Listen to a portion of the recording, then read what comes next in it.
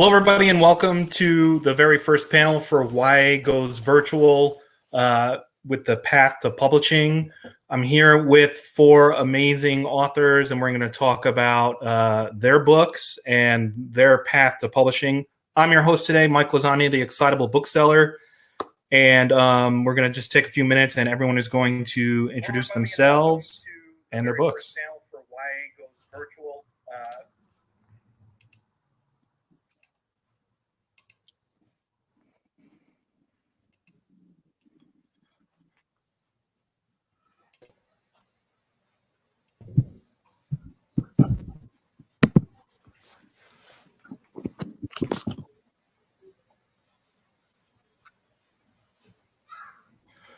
Okay, so if everyone want to introduce themselves and their book, Suzanne, if you wanted to start.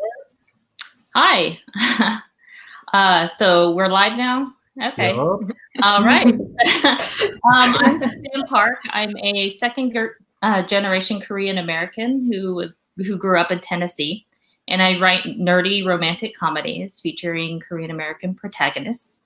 I performed stand-up for a long time, and I took a hiatus to pursue writing with the goal of publication. And this year, The Perfect Escape comes out, so it's next week, and like everyone else on the debut panel.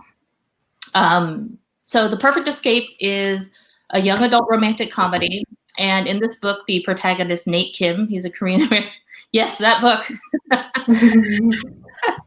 Nate Kim meets his dream girl at the zombie escape room where he works. And when they both realize that they have a desperate need for money, they decide to enter a survivalist competition together, which has a huge cash prize. And, two teenagers surviving a weekend-long competition, what could possibly go wrong? So that's the gist of it. I read your book on Wednesday, and it's amazing. I laughed out loud many times. Thank you. Cameron, you're up. Hi, I'm Cameron Lund. I live in San Francisco, and I am, besides an author, I'm also a singer-songwriter. And my book is, I have it right here, The Best Laid Plans. And this is a YA rom-com, also like Suzanne's. And it is a high school senior who thinks that she is the last virgin of all of her friends. And she takes matters into her own hands by asking her lifelong best guy friend to sleep with her and help her become a pro. But shenanigans ensue, obviously. It sounds great. And everyone is out on Tuesday, right? Yeah. Yes. Yeah. Cool. And Marissa. Okay. Hi, everyone. I'm Marissa Cantor. I live in New York, and besides being an author, I also work in sales and publishing. So I'm just surrounded by books all the time. It's amazing. My book, What I Like About You, is a rom-com that asks the question, is it still a love triangle if there are only two people in it? So my main character is a YA book blogger, and she moves to a new town and runs into her best friend from the internet in person. She knows it's him, he doesn't know it's her, and because anxiety, she doesn't tell him. And then chaos kind of ensues from there. Your book had me at Why Love Triangle with only two people. Yeah. And Liz. Hey guys, I'm Liz Lawson, and I am the author of The Lucky Ones, which comes out obviously on Tuesday, like everyone's book. And The Lucky Ones is an emotional contemporary YA novel about the aftermath of the school shooting. It takes place a year after the shooting occurred, and it's dual POV, told from the viewpoints of May, whose twin brother died in the shooting, and Zach, whose mom is the lawyer who took the case defending the school shooter. And it's about them meeting and their relationship and how they try to heal through love and friendship. So, I mean, there's definitely tears because Yeah, I've been told that people cry a lot while reading it. yeah. I was one of them. Well, Yes, I'm sorry, but also not sorry. Okay. So we're going to get right into it here. And I think that probably the first thing that we should probably talk about and is the most relevant one is why we're doing this over the internet, besides being on opposite coasts for most of us. With everything that's going on in the world, I thought the first thing I wanted to say to each of you was congratulations. You guys did it. Your books are going to be on shelves in bookstores on Tuesday, regardless of the fact whether someone can actually go and get them. You've made it to the end of the journey, which is not easy under perfect circumstances. Now it's 10 times harder. So I wanted to be the first one to say congratulations to each of you. Thanks, you. Mike. Thanks, Very nice. Mike. But also, since everyone is at home, I wanted to make sure and find out what everyone's self-care routines were, because if there's nothing that's more important than taking care of yourself in times like this. Yeah, I would say working out has been very helpful. Doing yoga and doing cardio stuff, it kind of takes my mind. It's kind of like to me, it feels like a goal that I can accomplish when and I know the end and I know how the outcome typically. I mean, sometimes it's harder than others, but I know it's going to end at some point. And with all the uncertainty in the world, I found that to be very cathartic. So it definitely working out, and my kid has been very helpful to me. Really, just Jeff. He's 3. Yeah, Jeff. That kid too. I have 2 kids. One is 26 and the other is 3. Both of them have been very helpful. But yeah, my 3-year-old, my biological child, is super helpful because he's just he's just joyful. He doesn't know. He loves being at home, and he loves that his dad and I are here all the time, and we get to hang out as a family. And it just reminds me that even though right now things feel so heavy, there's still happiness out there. Yeah, Which of your children is more helpful? What? Yeah. Which of your children is more helpful? I mean, not Jeff, that's for sure. I'm just going to say one of them knows how to eat an orange. The other one doesn't.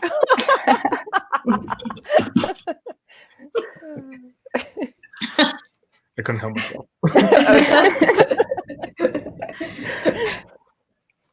Okay.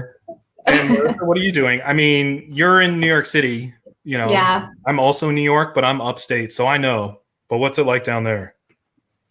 Yeah, it's been really hard. I live in Harlem. I live a few blocks away from a hospital, so I'm used to hearing the sirens, but it's definitely a very different feeling right now. But yeah, I'm just trying to, be gentle with myself, ask for help when I need it. I am currently in revision for my 2nd book. It did not get turned in on time, but so just, yeah, I'm really trying to take things day by day. I'm playing a lot of Animal Crossing. That is kind of my #1 self-care thing right now. Who isn't playing Animal Crossing? Liz. But it was all... There are no Nintendo Switches that I can find. It's very annoying. I went on a deep dive last night trying to find one. It wasn't easy. Did you find one? Yeah, to order. Okay, we have to talk separately because where? Yeah, it was all fun and games though until I don't know if anyone's playing, but there's a bunny now, this Easter bunny, and now I just want to chop my wood and do some fishing, but now there are just eggs everywhere, and it's really stressful. So this is it's just like a yard work simulator. I don't. Yeah, you're kind of just doing unpaid labor for a raccoon landlord. I gotta say, I tried it for 20 minutes and I was like, I don't get this, and then I never played it again. Yeah, that's my husband is like, you're not buying Nintendo Switch just to play this game. Because like I'm similar with video games. I'll play them for like 15 minutes and I'm like, okay, I'm done. I'm done. Yeah. Wow, I can go into a hole. Just hours will go by. That's awesome. Yeah. All right. And Cameron, how are you taking care of yourself? Yeah, so I'm like Marissa, I have been on deadline for revisions for my second book. And that's been really hard just to get in the right like creative mindset to work on something. So I handed that in a few days ago, and now I feel very like free to just kind of have a few days to relax. And I've been trying to go for a long walk each day. It's tough because there's like people on the sidewalk and I got really anxious if there's somebody coming towards me. But trying to do kind of social distancing walks. And then I've been getting really into coloring. I just got some paint by numbers kits, which have not arrived yet. I've been anxiously awaiting them. But just something where I can like put in an audiobook and kind of mindlessly doodle has been a nice way for me to kind of relax and phase out all of the craziness. Yeah. I mean, coloring it's so relaxing, to begin with. And then with an audiobook in, you must lose yourself for hours. Yeah. I just found my mom got me a Frozen coloring book for Christmas. That was like kind of a joke. And I just found it and got very excited. Nice. So I've been doing some Frozen coloring. That's awesome. Okay. And Suzanne? So one of the things I did is behind me, I put my own book face out on my own bookshelf. I was like, I want to see my book on a shelf. So I did that and then started rearranging things. And it just felt like, I don't know, I was actually being slightly productive. But I've pretty much done what a lot of people have done, both here on the call and also on social media, where everybody's doing Animal Crossing. Same here, but I'm just building tools now. I haven't gone as far as Easter eggs. Started the Tiger King, so that is also that's what else everyone is doing. Yes. It's very distracting and confusing, and there's a lot going on. So I don't know how far I'll get, but it's definitely interesting. And then a little bit of baking, not a lot. I'm not doing the sourdough thing like a lot of people, but simple stuff. I just made a sourdough starter. Yeah, I'm on day 3. I don't have any idea what that is. So I'm like, Marissa's like 2 weeks ahead of me. Like one day I'll realize I want to be where Marissa is. And and then doing a lot of Zoom calls with friends, just groups of friends, just random pockets of people have kind of resurfaced, and it's been nice to actually connect with people that I haven't talked to in a while or wouldn't get out to see it on tour. So they kind of it's been nice to like see certain sections of friends kind of come together and we just chat about everything, and it's just nice because everyone's going through the same thing. Right, exactly. I think one of the most interesting things for me to watch is how I know all of you from Twitter, and how everyone has kind of rallied around anyone with a book coming out and doing anything possible, especially the struggles that bookstores are facing right now, especially indie bookstores, where, they're down to maybe one person working in there, shipping out orders, trying to survive on the thinnest of margins to begin with.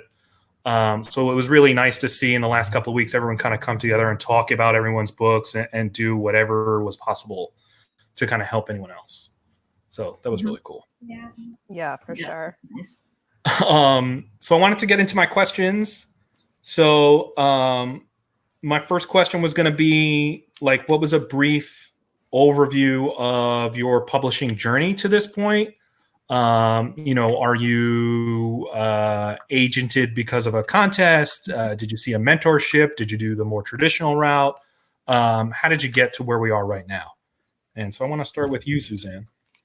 Okay. I think my journey might be the longest one here, so I'll try to either talk fast or condense it. So I started, my first book-like thing was a collection of personal essays. It wasn't a novel. And I tried to query that in 2012. And I sent it out to 25 agents or something like that. And the feedback had been basically two things. One was, we're not, it's hard to sell personal essays right now in this market. And the second one was, we can't sell it, especially if you're not famous. So I was like, okay, I have to be famous or try something different. So, but one agent was very helpful and said, some of these stories are really great. If you made them like a novel and fictionalized it, then you might be able to do something with that. So I then, thought, okay, let me think about how I want to do this. So that book I ended up entering Pitch Wars with, and 2016 went through that process, and it was a women's fiction novel, and was ended up getting an agent from that. And then after, going on submission and other things, I ended up writing a young adult novel as well. So fast forward through everything, the fourth book that I wrote was what sold, and that's The Perfect Escape. And then the second book that I wrote sold right after that, and that's a women's fiction book. So it's a very strange journey. Yeah. Well, I definitely did not know that you used to be a stand-up comedian. Yes, so I've had a very interesting life, but yeah. So stand-up comedy to novel writing, and then selling book 4, then book 2. Wow. Yeah. I'm trying to do the publishing math in my head to make that make sense, but I get it. Yes. Okay. And Cameron, how did you get here? Yeah, so I have been writing my entire life, just kind of for fun. And it didn't really occur to me that authors were like real people and that I could become an author. They were just some of this like mythical, like books just came into the world. I don't know. And so I signed up for a writing class a couple years ago, just kind of for fun. And then met a bunch of people that were all aspiring authors. The teacher was a published author. And I think that made me realize like, oh, this is like an attainable goal that I can do. So I was like not really involved in the whole publishing community or anything on Twitter. But I did some research, was querying. I ended up, it was very interesting. I had queried a bunch of agents for this book and had gotten a bunch of rejections. And I had one still outstanding agent that I hadn't heard from yet. And I just had this like really good feeling about her. And for something, I was just like, I feel like this is the one, but I hadn't heard from her. And so I applied for Pitch Wars, and I was a little bit like, I don't know, I still have that one outstanding agent, but I'll just try Pitch Wars. We'll see what happens. And I ended up not getting into Pitch Wars, and I was almost relieved just because I had that feeling. And it was like 2 days later that I heard back from the agent, and I ended up signing with her. And so it was this really weird thing that I just had like a sense for it. And then we went out on submission like a week later, and it just everything happened in the month of November after I got rejected from Pitch Wars. So I always want to tell people like some rejections are good because they're opening, every door opens a window, or whatever that phrase is. Okay. I think it's like as a door closes, somebody as a door. Yes. There you go. Yeah. All right. And Marissa. Yeah. So like Cameron, I've always been writing. I found my way through, like as a teenager, I joined this website called inkpop.com. I don't know if any of you guys have heard of it. It was basically, it used to be run by HarperCollins, and you could just like post your work on it. It's kind of like Wattpad, like pre-Wattpad, with the idea that the top 5 ranked stories every month would get a review from a HarperCollins editor. So I started there. I actually met friends that I'm still really close with. I actually met, I don't know if you guys know the author Rosie Thor. We met from Inkpop, and we've been friends for like 10 years. It's one of my favorite internet friendship stories. And then just kept writing. What I like about you is the 4th book that I wrote. It's the 2nd book I queried, and I am a Pitch Wars story with this book. I entered Pitch Wars in 2017. I got paired with Rachel Lynn Solomon, who is the greatest person in the universe. And you're from the Rachel, what I like to call the Rachel Lynn Solomon tree of mentoring excellence.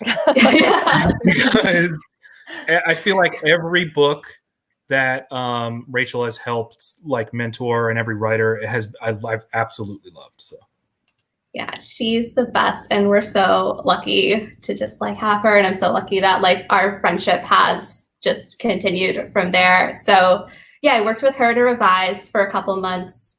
The agent part happened really fast after Pitch Wars. I ended up with, I think, 7 offers of representation from there.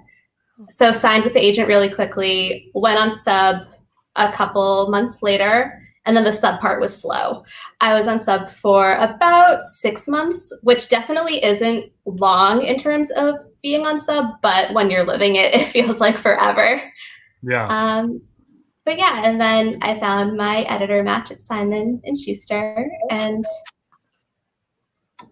there it is. Okay. Yeah. All right. And Liz? So I am kind of similar to Cameron in that like I grew up always writing, but never really thinking about being an author as like a serious thing I could do, because again, like I describe it in the exact same way where I'm like, I would always think of authors as like these mythical beings, like where they were like out there in the world, but there was no chance of me ever being one. So I didn't take writing seriously until I was like in my early 30s. And then I wrote my first book, which was actually a women's fiction book, which I never did anything with. I just put it in a drawer. And then I was like, you know what, maybe I can do this again. I did it once. I'll try again. So I wrote a young adult novel, which I queried, and nothing happened with it. I mean, I got like some full requests and stuff, but generally speaking, I didn't get an agent. And I was like, okay. And I was like, I can't believe I have to write a whole nother book. This is the worst. Because they take so long to write. But my husband and my parents wouldn't let me give up, which was really great of them. And so I started writing The Lucky Ones. And when I queried that book, it was like a whole different experience than my prior book. Like I immediately got a ton of full requests. After 2 weeks, I ended up getting an exclusive revise and resubmit from Writer's House, which I was sort of nervous to take at first because everyone always tells you not to do like exclusive stuff, you know, but I just knew that like if I did it, I had so many other agents I could still query. And even if they didn't take it, it would make my book like a billion times stronger. So I decided to do it. And I took like 3 months, totally revised my book. I added like 2,000 words or 20,000 words. And basically like really dug into it. And then at the end of those 3 months, I signed with my agent. And then we went on sub like a week later and sold it in like 5 days. So it was very slow and then very fast. Okay. Yeah. Yeah, I didn't know that either. So I wanted to ask about your like individual writing like processes almost. So the first thing I want to say is how many drafts into a story idea were you until you felt that it was ready for a query? Liz. I was never very good at revising before I like learned before Writer's House gave me this amazing. So they have this in-house editor there, Genevieve, who's one of the best humans in the world. And she is so good at just like finding the heart of your book. And she gave me this like 7-page revision letter. And I was like, oh, this is how you revise a book. So before that, I had basically maybe done like 2 drafts of the book. It was really bad. Okay. And I queried off of like my second draft, and like, no wonder she was like, this needs some work, but I can see that there's something there. But now I know how to revise a lot better. So I really, I didn't do a ton of revising before querying, but I do not recommend doing that. I do not. Okay. So my follow-up question was going to be, do you recommend that? No, don't do it. It's not a good idea.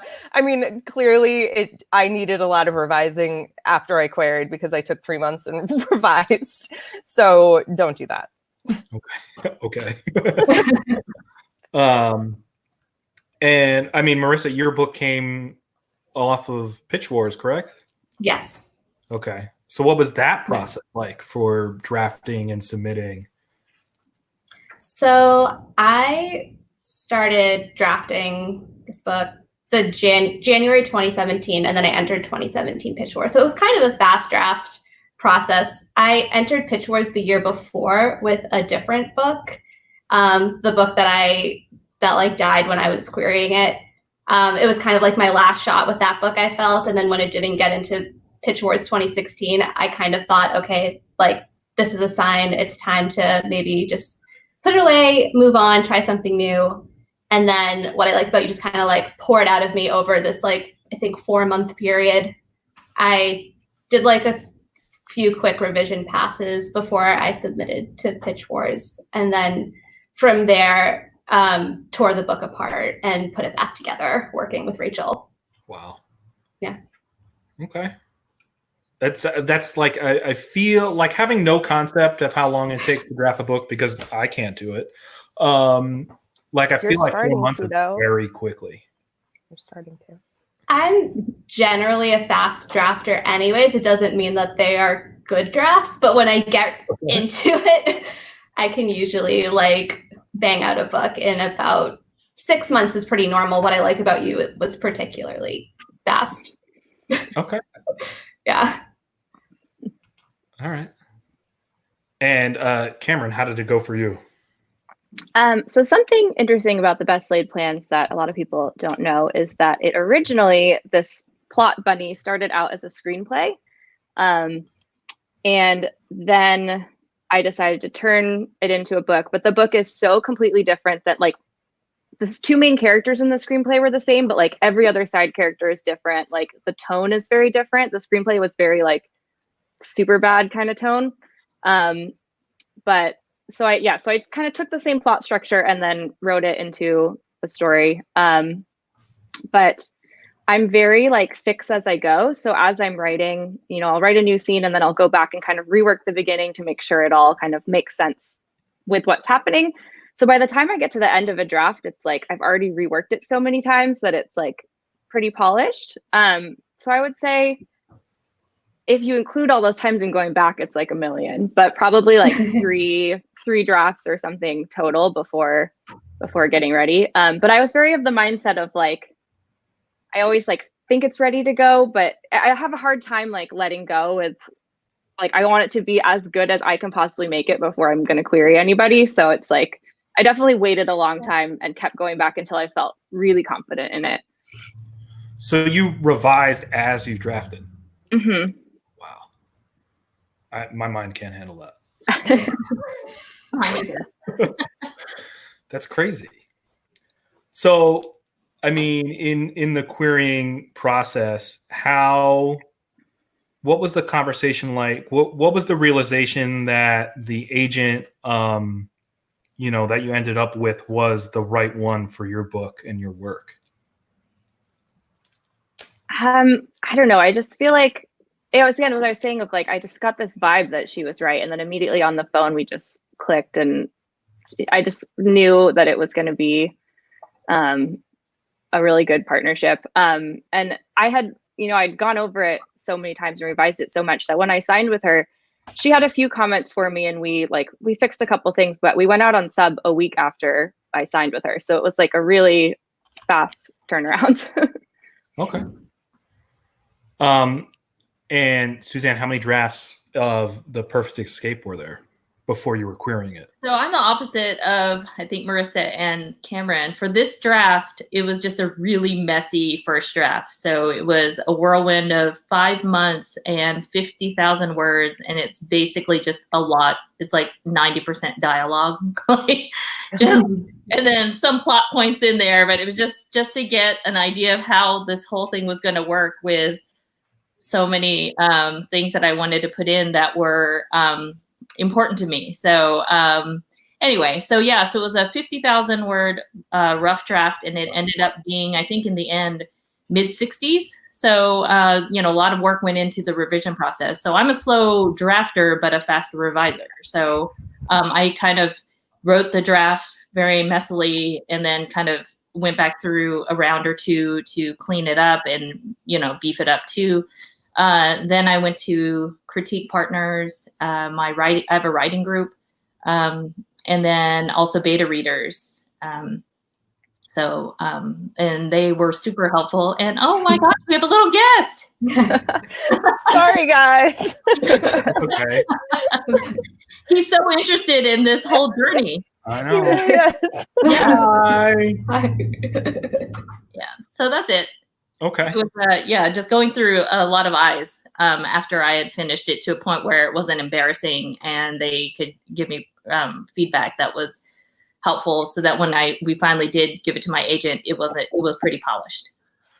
So that's what I'm going to ask is with with that many eyes on your work already, again, with getting agent feedback, did you get feedback from the agent, like a revise and resubmit, or? For that book, which book? For that book, I did not. When that comes out on Tuesday. Right. I didn't have that much feedback. We were still figuring out the title. I think that was the thing. The original title had nothing to do with the final title, but it was Nate. Oh, you have to tell us what it is. Nate and Kate Survived the End of the World. Okay. That's a good one. It was fun. But I'm glad we ended up where we did, because it makes sense too. But after that, though, when I sent it through, it was a pretty reasonably quick submission process. So, and then when I got it back, there were not that many notes developmentally. So it kind of went one round of developmental pretty light, and then the rest were just copy edits and line edits and things. Okay. And Marissa, I'm going to jump back to you. How did you know that, the agent that you ended up with was the right one for your book? Yeah, so coming off of Pitch Wars is always or for me, it was kind of a whirlwind. I think I had 7 calls in the span of 2 weeks. But when I got on the phone with my agent, and they were all like wonderful agents who would have been like great to work with, but much like Cameron said, which I mean, Cameron and I share the same agent. So, but totally, we're both with Taylor Haggerty at Root Literary, who is the best. And like Cameron said, it was definitely just like, we just clicked. It was a personality thing, and just her vision for like where she saw my career going. And like, I could really tell she believed in me, the author, and not just in like the one book. And also I vividly remember her stating that her mission was to bring the rom-com back. And I mean, need the rom-com. Yeah. Okay. And Liz, how did you end up where you are? Sorry about my kid, everyone. He loves attention. So I ended up with my agent. Like I said, I had just started querying when I got the offer for the revise and resubmit, and I actually had like a bunch of other fulls out. And Writer's House was always one of my top agencies that I was looking at with my previous book and this one. I mean, I just love tons of their clients, and I've read a lot of the books that they've agented. And so when Andrea offered and we chatted on the phone, I was just like, she was so passionate about my book and really got it. And she also has her master's in creative writing. So she also understands the editorial side of it, which is important to me. It's really great to be able to brainstorm with my agent and like talk to her about the creative side as well as the business side. And she's also just very good. And I didn't know this at the time, of course, but like she has since, like, it's become apparent that she's very good at like calming my anxieties down, which is really important, because especially right now, she'll like call me and be like, "Are you okay?" And I'm like, "I don't know." And she's like, "Everything will be okay." And so she's just like a very calming presence in my brain, which is great. And she just is a great fit. Like I think you can tell so much from the phone conversations you have with agents before you sign with them. And yeah, like whether you click with somebody over the phone it's a good indicator of how you're going to work together. So, you know, it ended up, I love her. I could not wish for a better agent. Okay. So what do you guys know about publishing now that you did not know when you started? Oh, Liz, you're going first with that. Sorry. A lot. I have been, like, I didn't really think past the querying part of publishing, because that's what you read about so much when you're querying, obviously. And there's really not as much information out there about what happens after you get an agent. I actually did, like a long time ago, I did a Twitter thread on it because I thought it was like just an interesting thing for people to know about, like the different steps after you get an agent, like going on sub, and then what happens after you go on sub, and the fact that you're still revising the book that you queried like over and over again. Like the revision you do before you query is by no means the last one. Oh, no. And I guess like the biggest thing I have found is just how easy, and this is like just my own brain, but like how easy it is to move goalposts if you let yourself in publishing. There's always going to be that next thing that you think you need or think you want, or you do want, but you think you need. And it's very easy to just like constantly feel like you're in the negative, I guess, if you let yourself. Right. So that's been a huge thing that I think about a lot. Like, what are my goals with this book? And like, when will I feel satisfied with what I have? And I think that's the thing a lot of people feel in publishing. It's like, you see all these people around you. And one of the biggest things is like, I didn't realize everybody has such a unique debut experience. So you see the person to the left of you has like a completely different, like has been going through completely different stuff than you. So it's kind of hard. There's no normal. Right. You know, so it's like very strange. There's no standard. There isn't. No, there isn't. 1, 2, 3, 4. You have no idea. Yeah, it's so, and it's bizarre because like most jobs, or like, you know, most industries, you have like a standard of like, you are a lawyer and then you become a, you know, like there are different steps in your career path. But like with being a writer, it's like kind of all more loose. And it can be very anxiety inducing if you let it be. And Marissa, what do you think? What do you know now that you didn't know before? So I was going to say something similar to Liz, just about the goalposts, because I feel that deeply as well. In terms of publishing and the process, I actually was looking forward to this question to hear what everyone else had to say, because I do work in the industry and I'm on a sales team now. I've worked in publicity, so I've been in the world. So nothing about the actual like steps toward now has surprised me, but the way, like, I thought that because I knew all of these things, it would make me less anxious, and no, like that's not at all. Okay. And Cameron?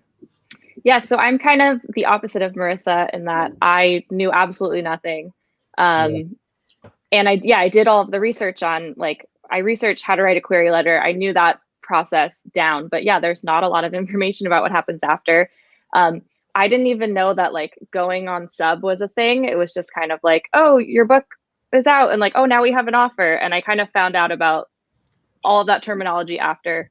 But I guess I also didn't realize like how long everything takes. And you know, we've all had that where we'll announce like, I got a book deal, and then all of your friends are like, great, when can I buy it? 4 years. And or you're like, I got an agent, and they're like, when can I buy it? And you're like, wait. And my process was actually really fast in terms of how publishing goes. Like we really kind of sped through everything, and it's still, you know, I got my agent and deal in the end of 2018. So, and also just kind of like the amount of control you do have or don't have. My publisher, Razor Bill, has been really, really amazing in offering me a lot of that control, and like checking in with like, oh, do you like this cover design, or do you like this artist, or what are your thoughts on this? And I just really love working with them. But I think it's interesting for, I have some foreign deals, and it's very exciting where one day I'll get an email that says like, here's your foreign cover, or here's your new title. You're like, oh, that's cool and exciting. But a lot of that you like don't know until you actually get the final image, and it's just like a fun surprise. Yeah, totally. Cool. And Suzanne? I have a lot of repeats because I agree with the goalpost problem where, when you start this journey, you think, oh, all I need first is to get an agent. And as soon as I have that, I'll be so happy. And then you are, but then you realize, oh, it would be really great to do the next thing, which is, sell a book. And then, oh, it would be really great. It just keeps going. So what I've learned is because of that, you really have to celebrate the milestones and really celebrate them and appreciate them, because it does go really fast and sometimes goes really slow. But when it does go fast, it is good to take some time to realize, hey, I did accomplish a lot of things. Like I wrote a whole manuscript, which a lot of people set out to do in their lives and they don't end up doing that. That's a big accomplishment just to finish a draft and things like that. So I remember thinking along the way these things in the back of my head, but I guess over the past few months, especially, I've been really trying to say like, I got the deal, that's a big deal. I should celebrate it because that was, that is a milestone rather than a goalpost moving and me wanting the next thing. Yeah. And then the other thing is the unpredictability of publishing. Some of it's timing, some of it's just matching with the right editor.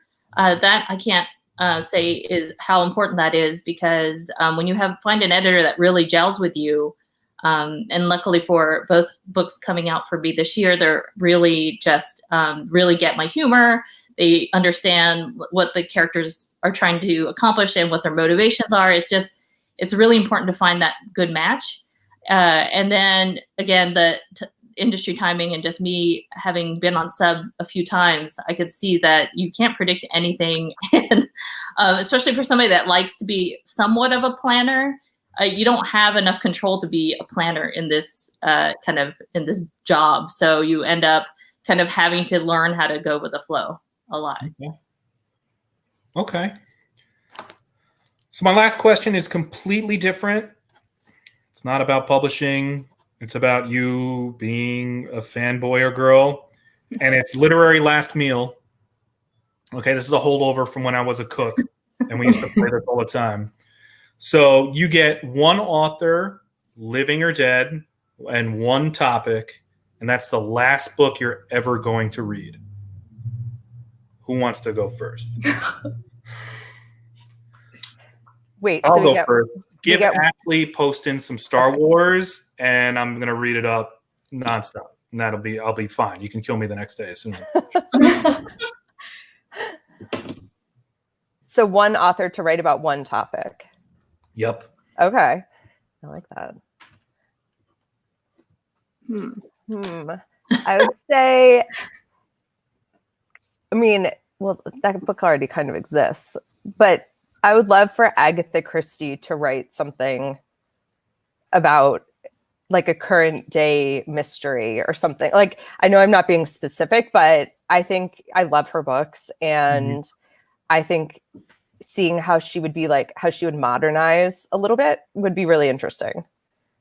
I want Agatha Christie to write a memoir because I watched like an episode. I want to say it's Drunk History, and that seems a little crazy. Oh my gosh, right? What? She like disappeared at one point. Yes. Really? I would love to know more about What? that. I think it would be fascinating. Yeah, it's crazy. Yeah. Okay. Who wants to go next? I can go. Okay. I would pick Stephen King because he's so prolific, and I think what I would want to do is just do it kind of either Mad Lib style or improv style, where I just get random things called to me, like a place place of interest and like what you're wearing or whatever, and then have him write a book about it. because I want to see how good he really is. Like if he had to take all his Oh, I like that. outside elements and figure out how to make it work in a novel, I would love that. Yeah.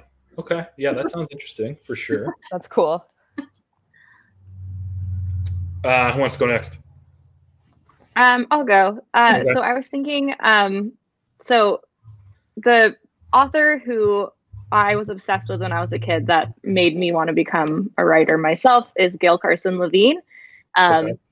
And, you know, I loved Ella Enchanted and The Wish, and I don't know, she's got a bunch of them. And so I would love to, A, have my last meal with her, but B, if she was going to write something else, I feel like there's a bunch of untapped fairy tales that she could do something really interesting with. I love that Ella Enchanted is kind of like a feminist, find your voice rendition of something.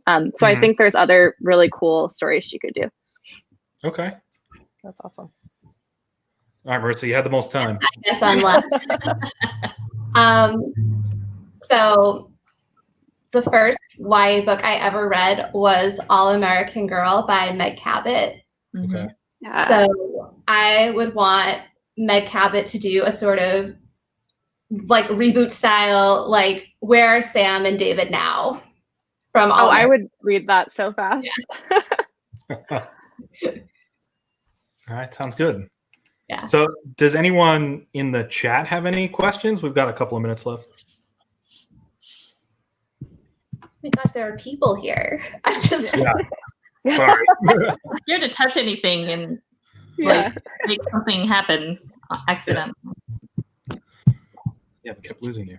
I guess while we see if anybody's got any questions, we can. Are there 2020 books that you guys are excited for besides your own? Yes, I've managed to read a lot of them actually. Mhm. And well, first of all, I just finished Karen McManus's The Cousins, which is her December book, and it's very, very good. It's just like the perfect read for right now because it's just fun and like about like rich people on an island. What else do you want? And then if anybody hasn't read it already, If These Wings Could Fly by Kyrie Macaulay is so great. I highly recommend it. It's like an emotional contemporary YA book, but it has like sort of magical elements to it a little bit. I would highly recommend that one. Okay. Who wants to go next? I'll go. Okay. Today, Tonight, Tomorrow by Rachel and Solomon. It's her next book coming out this summer. And it is a rom-com, 24-hour timeline, enemies to lovers, last day of senior year. It's the best book. Everyone should read it. And I'm not just saying that because she's my pitch boy's mom. No, I've heard amazing things about it. Yeah. I have read it. And there's one part, and Marissa, you know exactly which part I'm talking about, that is absolutely devastating. And I think I reread it twice. Yes, I know where you are. So good. So good. Cameron, what do you got? So I have not read any upcoming 2020 books, Okay. except for I read everyone's book in the chat and loved it. But anything that comes out later in the year, I haven't read. So my excitement is just based on seeing things online. I'm also really excited for Rachel's book. I'm excited for Time of Our Lives by Austin and Emily comes out in a couple weeks. Also Beach Read by Emily Henry looks really good. I don't know. I love rom-coms, so there's a lot of those coming out in the next few months. So I'm excited to read them all. Okay. And Suzanne, what are you looking forward to? I was going to say Rachel Lynn Solomon's too. It's the best book. It is great. Okay. There's also some other rom-coms coming out that I've read that I think they have nice breadth to them in terms of, I mean, we have ours here, but we also have By the Book by Amanda Sellett. I really thought her book was nerdy and fun, and Syed Masood's book, Not Just Another Pretty Face, adds to the Desi romantic comedy portfolio of books. But they're just really different, and I enjoyed both of them. And then I just downloaded Kylie's You're Next. So I'm Ooh, I'm reading that right now. Yeah. I It's have so that good. over there. It's so good. It's like Veronica Mars, Yes. Oh. YA novel. And Fight Club. Yeah, exactly. Yeah, right. Fight Club too. Yes. Okay. I'm trying to think. I'm like secretly looking off screen here at all my countdown clocks and trying to narrow it down. Let's see. The Life and Medieval Times of Kit Sweetly. Yes. Ooh, I looks just got the arc of that. I'm very Same. excited to read it. So flip it over and look on the back. It's the first. I know book you that blurbed it, right? I know. Yes. That's so like awesome. it's also an amazing book. Has anyone heard of the Falling in Love montage? Yes, I am dying to read that. Yes, it is so good Is and it? like so sweet. Yes. Exciting. Trying to think what else. More Than Maybe. Aaron Hahn's new book. Yes, Right. it's so good. I have that somewhere right over there. Yep. It's excellent. I Killed Zoe Spanos, Kit Frick's new book. Ooh, nice. Yeah. I love the cover of that one. Yeah, it's got a great cover. And then I'm gonna say Darius the Great Deserves Better. Oh yeah. A deep. Oh, I love his first book. Yeah. Yes. So I think that's it for me for 2020. I'm looking here for questions from the chat. We've got, it looks like 2 minutes left.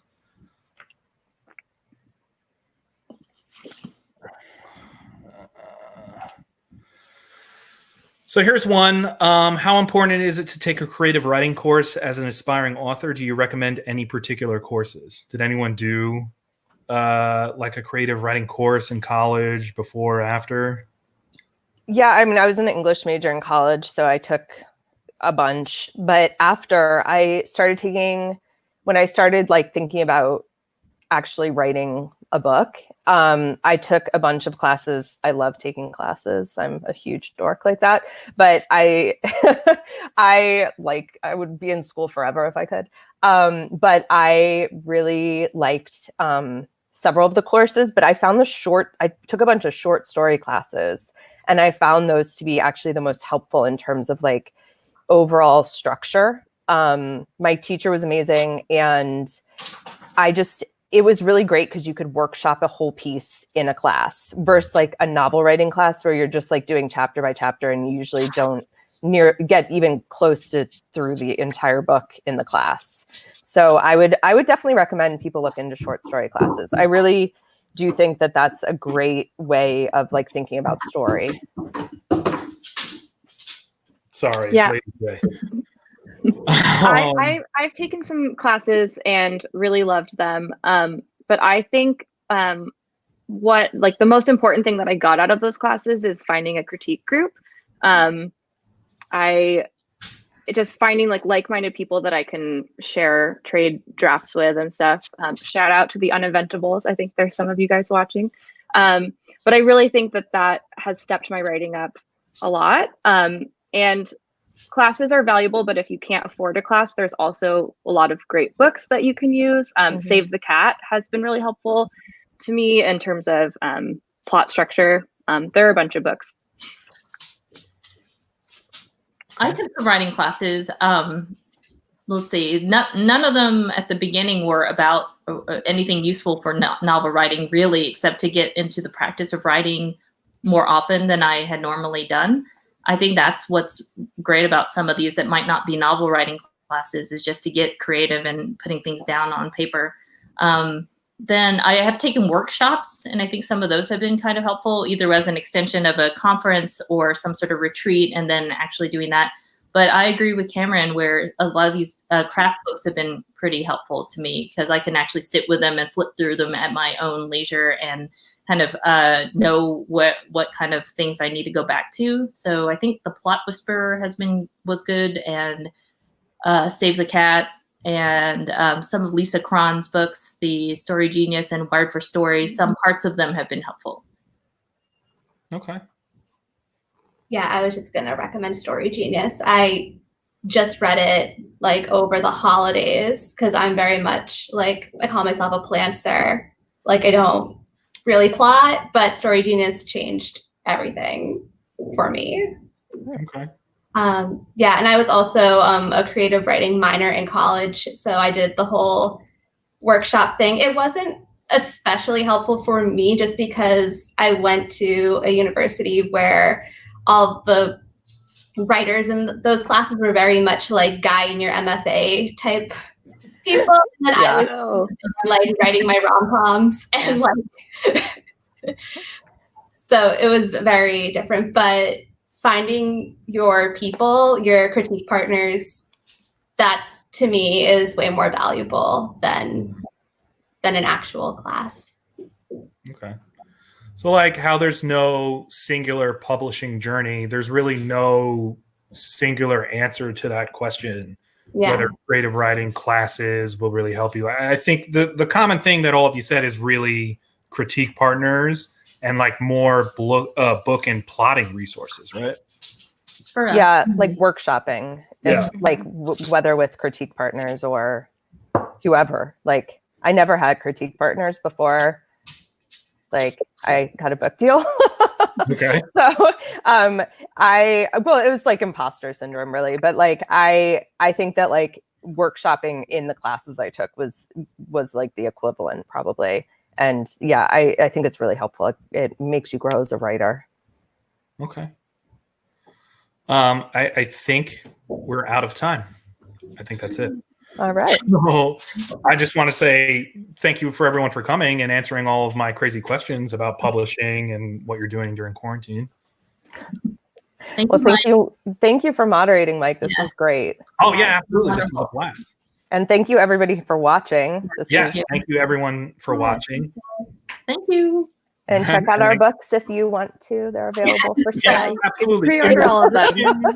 In the description for this video are buy links to every single one of their books for either Barnes & Noble or Indie Bound, so you can find an indie bookstore near you. So please pre-order. Those pre-orders and that kind of stuff are really necessary, especially right now with indie bookstores struggling, especially right now with Barnes & Noble also struggling. So if you guys Barnes could do & Noble that. and indies. Yes. Yes. All right. Everybody have a good day. Thanks. Thanks so much, guys. Bye. Bye-bye.